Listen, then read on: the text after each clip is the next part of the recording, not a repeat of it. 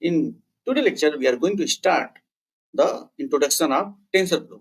We will learn why we use TensorFlow, why TensorFlow is so much important for deep learning, what are some basic concepts behind deep learning, how to install TensorFlow in your local system, in cloud environment. So we are going to get all this knowledge in today's lesson. So by the end of this lecture, you will understand what is TensorFlow and why it is important for deep learning and machine learning. You will learn the basic component of TensorFlow. You will learn how to set up the environment for using TensorFlow. You will run your first TensorFlow program and perform some basic operation. So let's start with the definition of the TensorFlow. What is TensorFlow? TensorFlow is an open source library and it is developed by Google for machine learning and deep learning tasks. So TensorFlow is an open source library and it is developed by Google for machine learning and deep learning tasks. So this is first point, very important point which you should keep in mind. And the second point is it was developed for internal use by Google. Okay, Google team initially thought that they will use TensorFlow for their internal product, but later TensorFlow is used for building neural network and AI system. Now the question is why TensorFlow is so much important. Okay, what are the reason why TensorFlow is used in deep learning and training large model? So first reason is flexibility. TensorFlow support both low-level and high-level API, and it's allowed developer to build their model from scratch or let them use a predefined model. So by both way, you can use TensorFlow. Okay, you can build your model from scratch. Either you can use a pre-trained, pre-built model for classification and regression tasks. Okay, and the second reason why we use TensorFlow is due to its scalability. Okay, so TensorFlow is designed for scalability, allowing you to train large model in distributed computing environment. And the third reason is its vast community support. So with TensorFlow active community, there is a wealth of tutorials, tools, and models availability. And there are some real world application of TensorFlow are also there. And those applications are Google Photo, Google Translate, and it's used in various industries like healthcare, finance, and robotics as well. So, what are ecosystem of the TensorFlow? So, if I will talk about the core TensorFlow, then it is the base library for building your model. And if I will talk about Keras works on top of TensorFlow. It is a high-level API for fast experimentation and model building. And other ecosystem is TensorFlow Lite. It is used for mobile and embedded device. And suppose you want to run your models in a browser, then what will you do? There is a ecosystem for that as well that is known as TensorFlow.js. It's related to JavaScript. And the last one is TensorFlow Extended. It is for production machine learning pipelines. Okay. Now we will compare TensorFlow with other framework. We'll compare TensorFlow with other framework. So first of all, we will compare with the PyTorch. So we can say that TensorFlow has a wide deployment tools, but PyTorch is favored in research for its dynamic computation graph. So PyTorch is favored by the researchers due to its dynamic computation graph nature. And there is some other library like Keras. So Keras was originally separated by TensorFlow, and now it's fully integrated with TensorFlow, and it is used as a high-level API. And the third one is Theano. It was the one of the earliest library, and now it is not widely used. So we can say there are two main library, TensorFlow and PyTorch for deep learning and neural network training. And Keras is integrated with TensorFlow now. Okay. So now the question is why TensorFlow remains popular? Due to its excellent deployment in production environment. And due to its scalability and versatility, and its strong Google-backed support and development. It's very much popular for our deep learning and neural network model training. Okay, now it's time to know how to set up our TensorFlow environment. So, if I will talk about the installation, how you will install it, so you can use PIP. So you can run a command like pip install TensorFlow, and as alternative, you can use Anaconda or set up a TensorFlow in Google Colab. So I will say that you should use Google Colab because it's hassle free. You don't need to run any command. You don't need to run any software for using TensorFlow in Google Colab environment. Okay. There are other environment option which you can use. So for local setup, you need to install TensorFlow on your local machine, and you have to ensure that Python 3.x or advanced version of Python are should be installed on your local machine. You can use Google Colab. It's a free cloud Jupyter notebook service with pre-installed TensorFlow. Okay, TensorFlow is pre-installed in Google Colab environment, and it's highly recommended for learner. And there are some cloud provider also which you provide the TensorFlow like AWS, GCP, and Microsoft Azure. I will talk about the GPU setup. So when you will log in your Google Colab environment, there will be option to connect with the GPU. But TensorFlow can leverage GPU for faster model training. Why to use GPU? GPU is used for the faster model training, and there are some compatibility of TensorFlow with the GPU as well. Okay, PyTorch and TensorFlow both are compatible with GPU to train their deep learning and neural network model. Now there we will learn about some basic concepts of the TensorFlow. Okay, so in TensorFlow you can see that TensorFlow is made from tensor and flow, and the part tensor is very much important. You should know about the tensor. So what is tensor? We are now going to discuss. So tensor is the core data structure in TensorFlow. What is tensor? Tensor is the core data structure in TensorFlow. And what are the property of TensorFlow? Tensor is multi-dimensional array similar to NumPy array. Okay, tensor is multi-dimensional array similar to NumPy array. Its example are scalar, vector, and matrix. If I will talk about scalar, then scalar has 0 dimension, and vector has 1 dimension, and matrix has 2 dimensions or more than 2 dimensions. Okay. Now, what are some computation graph which is used by TensorFlow? So TensorFlow build computation graphs. TensorFlow build computation graph where operation are nodes and edges are the tensor that flow between operations. So what is computation graph? TensorFlow builds computation graph where operations are nodes and edges are tensor that flow between operations. And these graphs are executed in session through TensorFlow 2.0 largely simplifies this eager execution. Now, what is eager execution? TensorFlow 2.x use eager execution by default, allowing you to run operation immediately without the need for separate graph building steps. Now we will see some hands-on example in TensorFlow operation. So for creating the constant, we can use tf.constant. For adding the tensors, we can use tf.add function. And for matrix multiplication, we can use tf.matrix multiplication function. And for variables, we can use tf.variable. We will do each and every hands-on in the next session. In this session, only we are introducing you about the TensorFlow basics. Okay.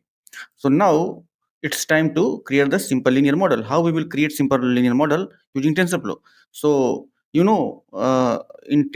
regression we have used a simple line equation, that is y equal to mx plus c. Okay, and we have used gradient descent for optimization, and we will use loss function and as mean square error, and we will use optimizer as stochastic gradient descent.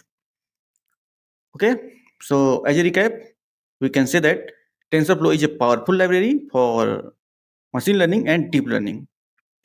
Core concepts include tensor, computation graphs, and eager education. We have also see hands-on example. We have demonstrate some basic operation and model building. Okay, so this is all for introduction for TensorFlow. See you soon in the next lecture with next exciting topic. Till then, keep exploring and keep learning machine learning and deep learning. Dear friends, in today's lecture, we are going to understand the basics of tensor, how we will create tensors, and how we will do data manipulation tasks using TensorFlow. So, in this lecture, we will deep dive into the concept of tensors, like building blocks of TensorFlow and their implementation, their manipulation. This includes tensor creation, operations, reshaping, and broadcasting. And by the end of this session, you will have a strong understanding of how tensor works and how to effectively manipulate them for machine learning and deep learning tasks. So let's have a recap of our previous session. So a tensor is a generalization of vectors and matrix to potentially higher dimension. It is essentially a multidimensional array. And what is tensor rank? Tensor rank refers to the number of dimension or axes of the tensors. And what is shape? Then shape refers to size of tensor in each dimension. Okay, we have also given some example about all of these things. So let's start with the hands-on on creating the tensors. So we will learn how to create tensor using different TensorFlow method and explore their rank and shapes. So I have already written code for you so that it does not take too much time while writing the code. So right now I have connected with Google Colab environment, but here I have connected with CPU environment only. Here I am going to change the runtime to the GPU. So in Google Colab, you can see that T4 GPU, TPU as well, Tensor Processing Unit. Okay. And I have already told you that TensorFlow and PyTorch are already compatible with GPU. And TensorFlow and PyTorch are a framework in which we are using to create our model, to train our model, because it is highly compatible with the GPU. So here in first hands-on, we are going to create the tensors. So first of all, you have to import your library. So here we have import one library only, that is TensorFlow. So I am importing import TensorFlow as TF. Now creating a scalar, like how we will create a scalar. Scalar is a variable and TF dot constant, and we have provided parameter 5. So TF dot constant is used to create the tensor. Dot constant is used to create the tensor. So let's run the program and let's see what is the output of this program. I have run this program and you have seen that we have got a scalar. Now the second hands-on is how to create a vector. So here we have provided like some entity here 1.0, 2.0 and 3.0. And in vector, I have provided multiple element here. And using this line of code, I am going to create the vector. So you can see that our vector is now created 1.2.3 and its shape is 3. 3 and its data type is float. And here you will see in scalar, when we have created a scalar, then there is shape is nothing, shape is blank. And while creating the vector, you can see shape is 3 because here are 3 elements. Okay. Now we will create the matrix. Matrix has 2 dimension. So now by writing this program, we will create the matrix. Creating a matrix equal to tf dot constant. You know, tf dot constant is used to create the tensor. Okay, and here we have passed the value like 1, 2, 3, 4, 5, 6, and by writing the print command, we will see how our matrix is going to be created. So you can see my matrix is created. My matrix is created. And what is the shape of my matrix? What is the shape of my matrix? Means how many rows and how many column in my matrix. So you can see that in my matrix, one row is with the element 1, 2, the second one is 3, 4, and the third one is 5, 6. So my matrix have 3 rows and 2 column. One column is 1, 3, 5, second column is 2, 4, 6. So my matrix shape is 3 by 2 and its data type is integer. So I hope you have got now that how to create the Scalar, how to create the vector tensor, how to create the matrix tensor. Okay, now we will create the 3D tensor. We will create the 3D tensor. Okay, so I'm going to run this program and you will see how we will create the 3D tensor by using same line of code.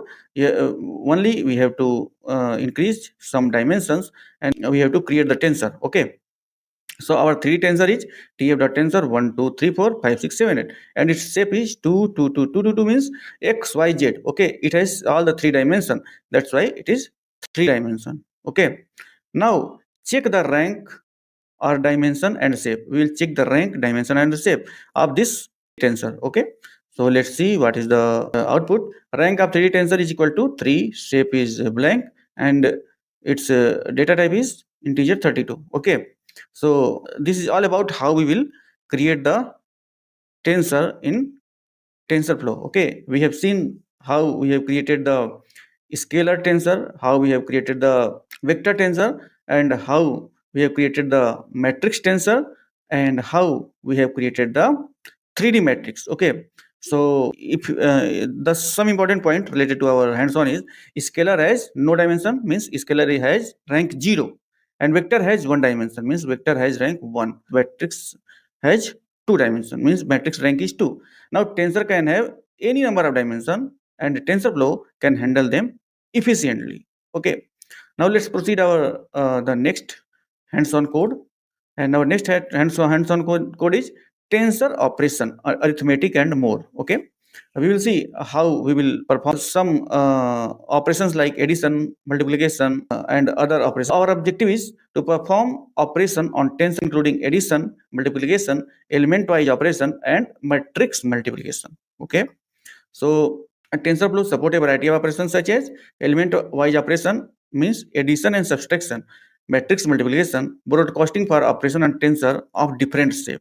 Okay, so first of all, we have to create two tensor. So here I am going to create two tensor, tensor A and tensor B, using the code like tf.constant and 1 2 3 4, and the second tensor is tensor B, and it's 5 6 and 7 8. Okay, so let's run this program and let's see what is the output. Okay, so my program has been successfully run here because I did not write print command here, so my program did not printed anything here. Okay, and my tensor is now created by because my program has run successfully. Okay, now we will do element wise addition. Okay, so let's see what is the result of this program. So our element wise addition program is result add is a variable, and we have write the code tf dot add and tensor A and tensor B. We have to add two tensor A and tensor B. That's why we have write the program here tf dot add. What you have to do in TensorFlow, you have to do addition of the two tensor. Okay, which tensor? Tensor A and tensor B. After that we will print the result. Okay, now let's run the program and see what is the output. Okay, now see, you have seen that what is the output. Tf dot tensor 6 8 10 12. It's a element wise addition. Now I will show you how the element wise addition has been happened. You can see that here is our first matrix like 1 2 3 4. Okay, we will get a 2 by 2 matrix, and our matrix element will be 1 2 in single row and 3 4 in other row. Okay, so it's a 2 by 2 matrix. Okay, and our second matrix is 5 6 7 8, so it is also a 2 by 2 matrix. Okay, so in first row of first matrix it's 1 2, and first row of second matrix is 5 6. Then we will add element wise in each element of both row of the matrix. Okay, so I will add 1 to 5 2 to 6, so it will happen 6 8. Then after that I will add 3 plus 7 and 4 plus 8, so it will happen 10 and 12. Okay, so after doing the element wise addition I will get 6 8 10 12. You can see here that we have got 6 8 and 10 12, and our shape of matrix is 2 cross 2, 2 row and 2 column, and data type is integer 32. Now the second operation is element wise multiplication. We will do element wise multiplication by writing this piece of code like result of multiplication. It is a variable, and we have assigned tf dot multiply. Okay, tensorflow dot multiply. What you have to multiply? Tensor A and tensor B, and we have now printed the result, and result is this 5 12 21 32. So it is element wise multiplication. So it is element wise multiplication. Element wise addition has been done. Now we will do the matrix multiplication, and it is not element wise multiplication. We will have to apply some algebra concept into it, and we will get the some other result that is different from element wise matrix multiplication. Okay, but here shape and data type will be same. The shape of the matrix will be same. So now in this hands-on, we have defined two tensor. We have done element wise addition, we have done element wise multiplication, and we have done matrix multiplication as well. Okay, so element wise operation happen by matching element from corresponding position, and matrix multiplication is not a element wise and follow the matrix multiplication rule. Some algebra concept we have to apply into that.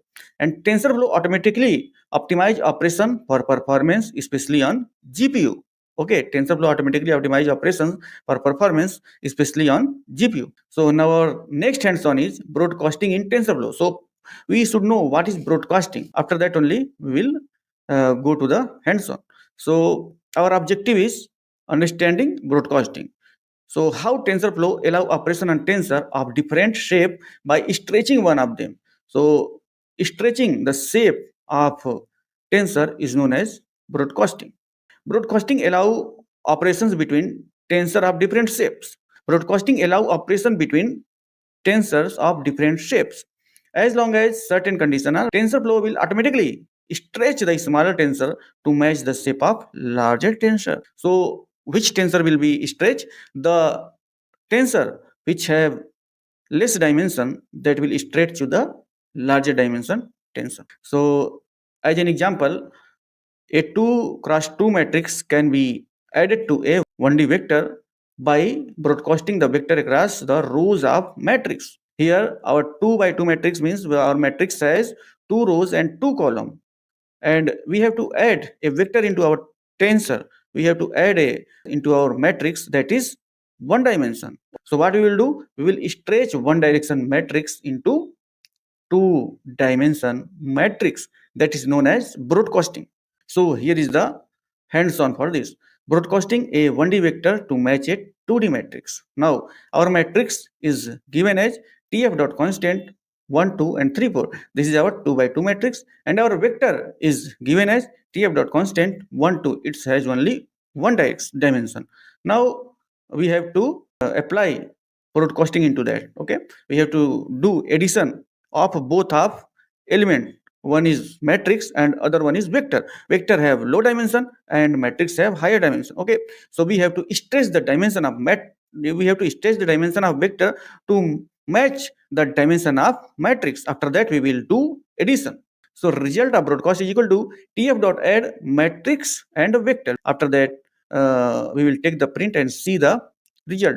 Okay, so by writing this program, we can do addition of matrix and vector by using the broadcast concept. Okay, so here our matrix and tensor both has been added. Our matrix and tensor both has been added. Okay, so what has been done here? Our matrix element are 1 2 3 4, and our vector element is 1 2. So 1 2 is added into first row element wise addition of the first row of our matrix. Okay, so 1 plus 1 2 and 2 plus 2 4. So our new matrix is 2 4 3 4, and its shape is 2 by 2, means 2 row and 2 column.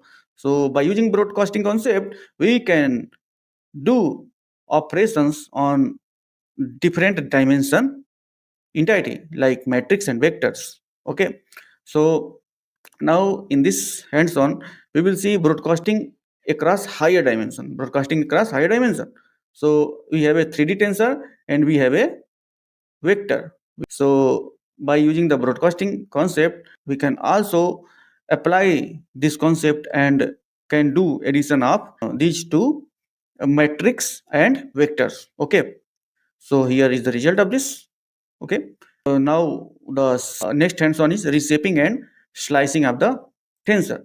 But before that, we have to discuss about some key learning point. So TensorFlow automatically broadcast tensor of smaller dimension to larger dimension when necessary. Okay, so it's a inbuilt property of TensorFlow. TensorFlow automatically broadcast tensors of smaller dimension to larger dimension when necessary. And broadcasting simplify code by eliminating the need to manually expand a tensor. Okay.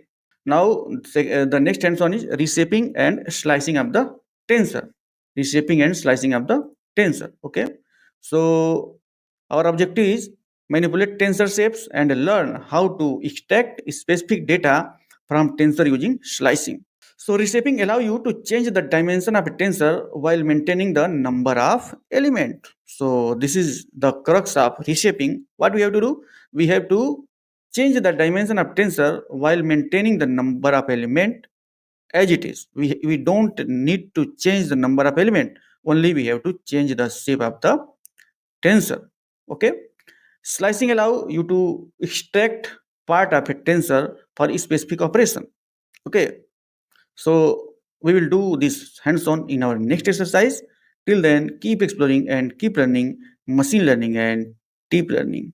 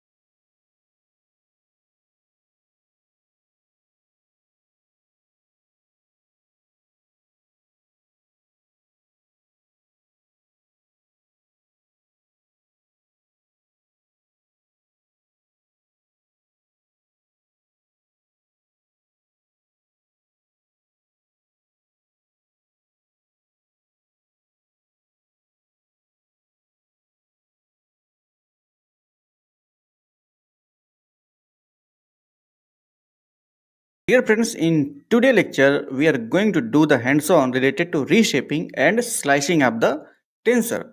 First of all, let us know what is reshaping and what is slicing. So our objective of today's lecture is manipulating tensor shapes and learn how to extract specific data from tensor using slicing. Reshaping allow you to change the dimension of a tensor while maintaining the number of elements, and slicing allow you to extract parts of a tensor for specific operations. So let's start the code now. Let's start running the code now, and we will see what are the output coming from the code. Okay, so our first line of code is reshaping a tensor, and we have created a variable named tensor underscore reshape is equal to tf.constant, and here I have created a tensor. After that, I have created a another variable, and now I have applied the reshape function on this tensor, and here I have provided the desired shape in which I have to convert the original tensor. Okay, so in fourth line of code, I have asked to print the original tensor, and in next line of code, I have asked to reshape to print the reshaped tensor. Okay, so let's run this code now and see what is the output. So our original tensor is this one 1 2 3 4 5 6. This means it's 2 by 3. The shape of our tensor is 2 by 3, means 2 rows and 3 column. In first row 1 2 3, and in second row 4 5 6, and d type is integer 32. Okay, now what I have done, I have tried to reshape my original tensor, and what I have asked to change the shape of my tensor, means 3 rows and 2 column, and my original tensor have 2 rows and 3 column. And what I have to do, I have to change the shape of our tensor, and the new tensor should be have 3 rows and 2 column. So here you can see 1 2 is 1 row, 3 4 in second row, 5 6 in third row. Okay, so using reshape function, you can change the shape of your tensor. Okay, now we should move towards slicing. So here we have created a tensor, a matrix using tf.constant 1 2 3 4 5 6. This matrix having 3 rows and 2 column. Okay, now what I have done, slice, I have tried to slice some parts from my matrix. So slice matrix 1 comma colon. Yeah, this means I have to slice the second row. Okay, so first element is showing row and second element is showing column. Okay, this means if we will start from 0 index, so 0 1 means second row and all column will come to us. Okay, so what we have to slice, second row only, and in slice 2 what we have to slice, second column. Okay, so let's print our code and let's see what are the output we are getting in slicing. Okay, so here you can see slice 1 second row. Second row means our first row is 1 2, second row is 3 4, and third row is fifth 6. Okay, since in indexing start with 0, so 1 will come on second row. Okay, so the first slicing will give us the result tensor 3 4, and now the second slice will give us the result tensor 2 4 6. So like this we have reshaped and sliced our tensor. We have learned how to change the shape and how to extract a slice from our tensor. Okay, now the third application is flattening a 2D tensor into 1D tensor. So I have created a variable of name flattened, and I have applied a reset function and then matrix and then -1 I have given, because I have to convert a 2D tensor into 1D vector. So let's see what is the output from here. So you can see I have initially 3 rows and 2 column. Now it's converted into one dimension vector only. Okay, it's converted into one dimension vector. So using reshape function I can also flatten my tensor into one dimension. Now let's see some important point related to this. So reshaping allow you to convert tensors into different shapes without changing their underlying data. And slicing lets you extract section of a tensor, which is useful in tasks like processing patches of data or selecting features of data. And what is flattening? Flattening is often used in neural network before feeding data into dense layer. Okay, so this is all about reshaping, slicing, and flattening. See you soon in the next chapter with concatenating the tensor. We will see how we will concatenate the tensor in next lecture. Till then, keep exploring and keep learning machine learning and deep learning.